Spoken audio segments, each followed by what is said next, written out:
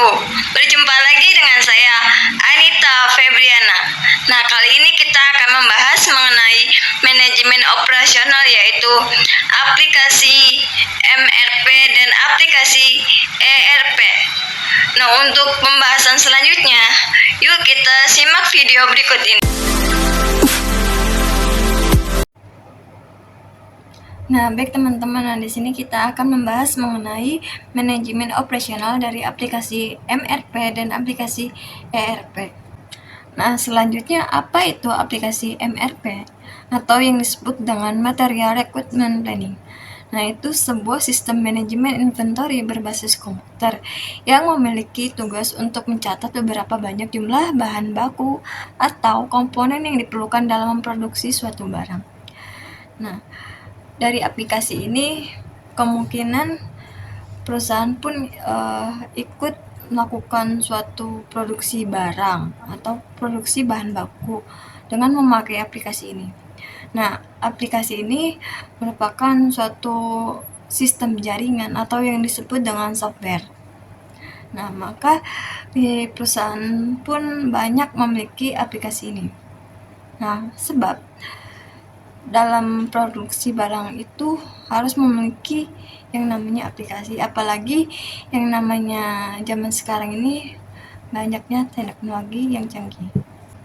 Nah, begitupun dengan aplikasi ERP, itu merupakan Enterprise Resource Planning. Itu adalah suatu model sistem informasi yang memungkinkan organisasi untuk mengoptimasi dan mengintegrasikan proses-proses bisnis utamanya.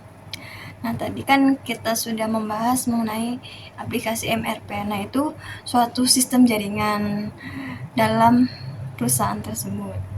Nah, selanjutnya di sini juga ada fungsi utama dari aplikasi MRP, yaitu dapat membuat proses produksi bisa berjalan efektif dan efisien.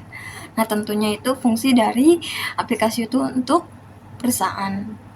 Nah, di sini juga ada fungsi lain yang umum untuk fungsi dari aplikasi tersebut, yaitu dapat melakukan pengaturan jadwal produksi yang prioritas. Sistem akan otomatis melakukan pemetaan bahan baku secara cepat.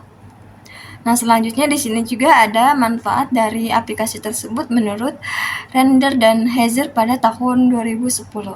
Nah, manfaat yang pertama itu dapat meningkatkan pelayanan dan kepuasan konsumen tentunya. Dan yang kedua itu dapat meningkatkan pemanfaatan fasilitas dan tenaga kerja. Dan yang ketiga, perencanaan dan penjadwalan persediaan yang lebih baik. Nah, yang keempat itu tanggapan yang lebih cepat terhadap perubahan dan pergeseran pasar.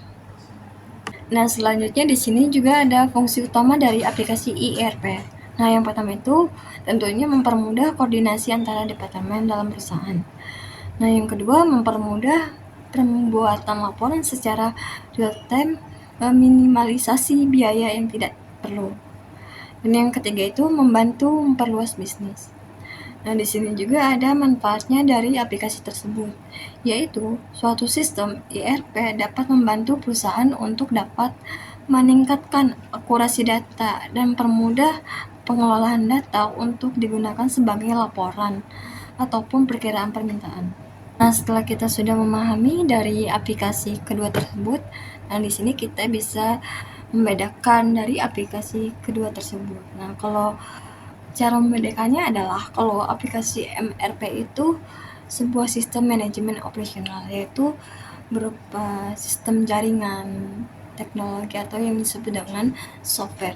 Nah, sedangkan kalau ERP itu adalah sebagai program operasional bisnis tersebut. Nah, selanjutnya mungkin di zaman saat ini adanya teknologi yang sangat canggih. Nah, terutama di aplikasi. Nah, aplikasi ini dari MRP memiliki kelemahan dan kelebihan. Nah, tentunya dari kelebihan itu satu, mampu memberi harga lebih kompetitif.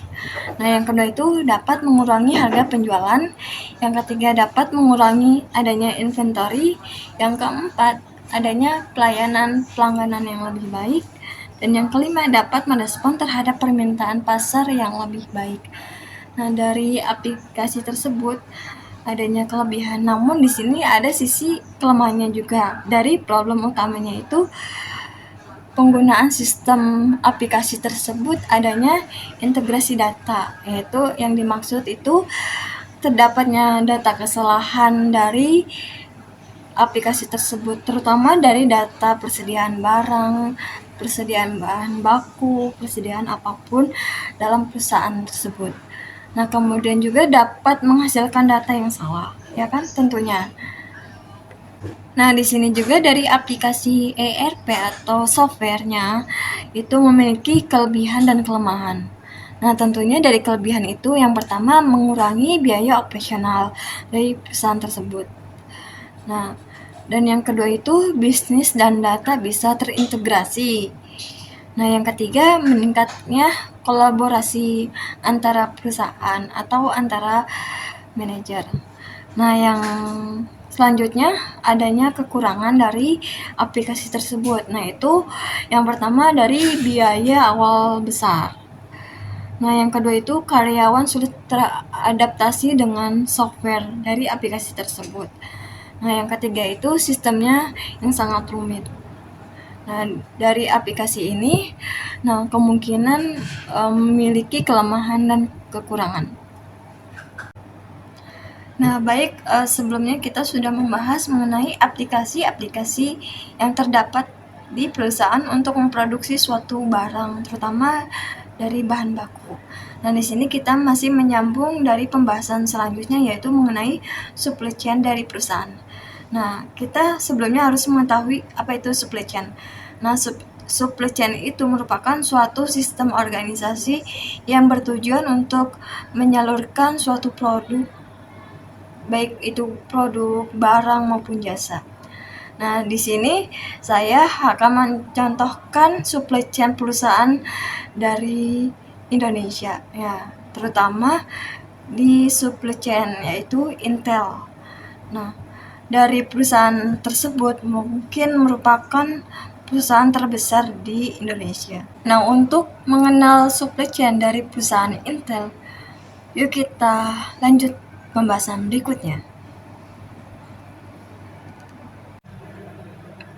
Nah, selanjutnya di sini ada singkat profil dari perusahaan Intel. Nah, penemu utama atau yang disebut dengan CEO atau direktur utama itu adalah Patrick P. Gelsinger. Nah, perusahaan tersebut didirikan pada tanggal 18 Juli 1968 di Mountain View, California, Amerika. Nah, dengan harga saham yaitu US dollar 32,74. Nah, lalu kantor pusat tersebut terletak di Santa Clara, California, Amerika. Nah, itulah profil singkat dari perusahaan Intel tersebut. Nah, selanjutnya kita ingin mengenal lebih singkat dari perusahaan Intel tersebut. Nah, bahwasanya perusahaan Intel atau yang disebut dengan Intel Corporation merupakan perusahaan yang bergerak dalam bidang penyediaan chip semikonduktor dengan produk utamanya itu antara lain perangkat dan komputer pribadi. Nah, yang kedua itu ada produk prosesor, yang ketiga ada produk motherboard, yang keempat ada produk chipset, yang kelima ada produk komponen server, yang keenam itu ada produk Ethernet dan kabel, dan selanjutnya lagi ada produk barang elektronik dari konsumen, dan ke-8 itu ada produk dari solid state drive dan produk-produk lainnya. Ini merupakan supply chain dari perusahaan Intel dari proses-prosesnya tersebut.